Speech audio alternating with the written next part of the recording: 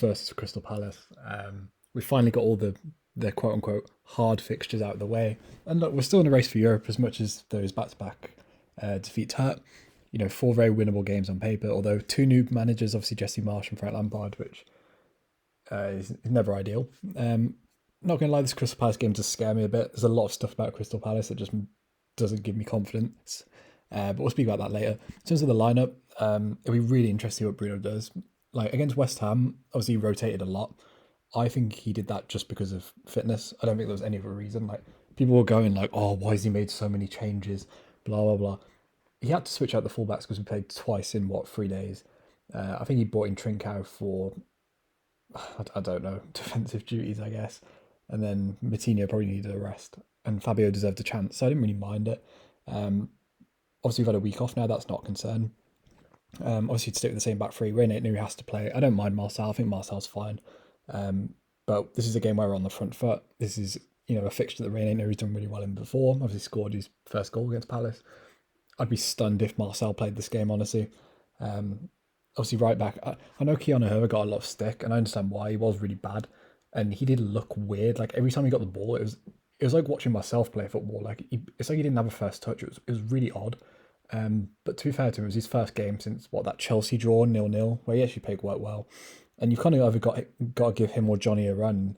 And as much as I like Johnny, I don't think it's worth risking his injury. Also, we don't know how bad the Semedo injury is. I assume he'll be out for a few more weeks. I'd play Keanu Herrera. In midfield, obviously you keep Ruben. I thought he was really bad against West Ham, but he's allowed a one-off game. He's earned it. Um, Look, I don't really know what to do with our attack anymore. Like I feel like all of our attackers just have one really good quality and then they've got nothing else. Like Daniel Plenty's a really good chance creator. He's the only guy that looks like he'll actually make an incisive pass or a good cross. Fabio Silva's the only guy that seems to be able to get shots off.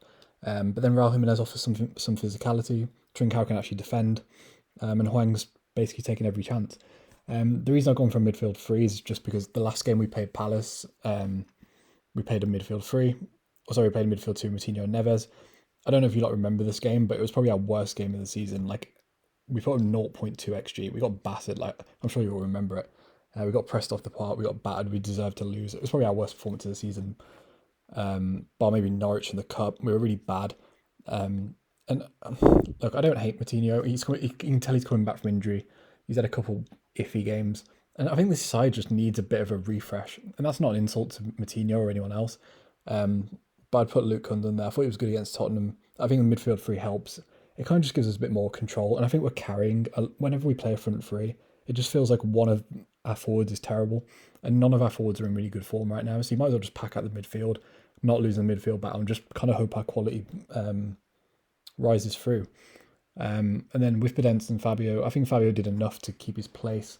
He's their only striker or forward that actually gets shots. I think he's averaging 3.5 shots per night, which is really good. Like that's not elite, but most elite strikers average around 4.5. He's not playing in a great side. They're not always great shots, but he gets into good areas. He makes decent runs. And then Podence is the only wing that's semi in form. I assume Pedro Neto is not fit enough to start. So I kind of just hope that Podence can make a good pass and just hope Fabio scores. That'd be my lineup. Obviously Palace are in not great form, although they're not actually that far behind us in the table. Southampton and those sides are kind of caught up on us a little bit, but they've only won one game in the last five, and I know they won 4-1 against Watford, but that game, they actually lost that game on XG. I don't even think they put up 1 XG. I'm not saying they didn't deserve to win or anything, but it wasn't like a battering like that looks. They're not in incredible form. They've got some goalkeeping issues as well, and their away record's pretty bad. So there are some things that are going in our favour. Gaeta is one of the worst goalkeepers in the league, and Jack Butland's coming recently. He's doing fine, but I don't think anyone rates Jack Butland. So, and obviously Wolves don't really have many shots. When you're facing teams like this that don't have an elite goalkeeper, like Luis Fabianski's great, Aaron Ramsdale's great. When you've got a side that's got goalkeeping issues, it's kind of like when we played Leicester. It's just another incentive to actually have more shots. And with the lineup as well, with Dendoncker, obviously Palace are really good in the air. They're the fourth best side in the league in the air. And Dendonker's a goal threat. If you're going to play front two, you kind of need Dendoncker. But I say a goal threat, he makes okay runs. And you kind of, I think Dendoncker works in midfield three. I think he's fine. I think the reason we were so bad against West Ham is because we played a midfield two of them longer, and that's not an insult to him. He just doesn't have the passing range. He's not mobile enough. He needs people around him, and that's fine. Like he's a centre back playing in midfield, and I guess that's a recruitment issue. Or not recruit. Well, yeah, I guess it is.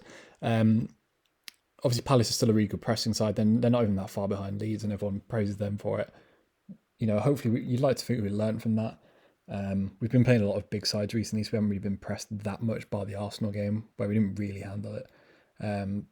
But yeah, when we played Palace last time, we were god awful. You'd like to think we've learned from this, but we haven't really dealt with it that well this season. And to be fair, Palace like us don't actually have that many shots. They've only had 17 more shots than us overall this season, but they scored 15 more goals. They scored 37 goals with a front line of Benteke, Zaha, and Jordan Ayew. That's not as good as ours. Obviously, we're better in the league.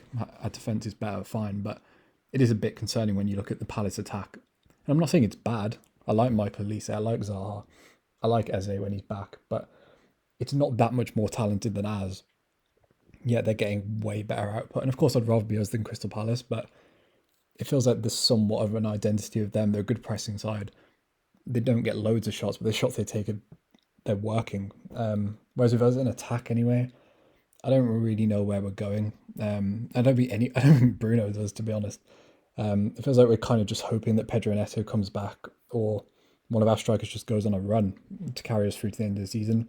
That goal output needs to go up, that shot output needs to go up. Otherwise, I think 8th place is our destiny. There's nothing wrong with finishing 8th. Obviously, we all would have taken that at the start of the season. But it would just feel like a bit of a disappointment if we don't at least push for Europe. Obviously, we've still got a game in hand on Tottenham.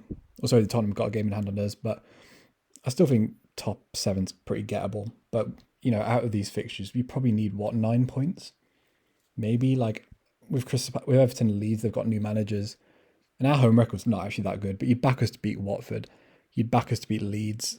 Maybe a point at Goodison. And if you can beat Palace, it's an okay point haul. Even Villa's not a bad run after that, but I don't know, this Palace game just worries me. They beat us. They're probably the best side I've seen us play this season, in terms of just battering us anyway. Vieira got it spot on. We were really bad, and they're good in the air. They're a good pressing side. I don't know. There's just things about them that worry me. But and at home, our home record's not great.